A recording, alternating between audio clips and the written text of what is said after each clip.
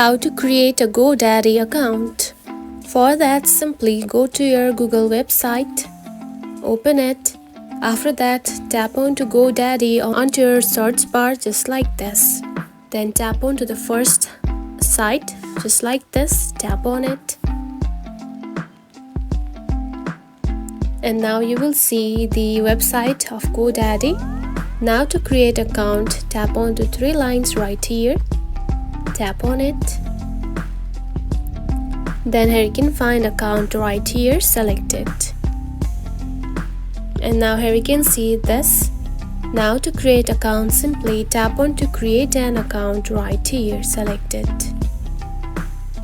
Now you can simply to create account, you can continue with Facebook, Google or email. Now choose one, just like this. And simply choose one of your Google accounts and tap on to continue.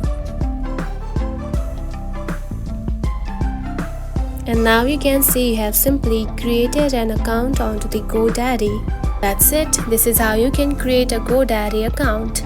If you found this video helpful, don't forget to like and subscribe for more tips.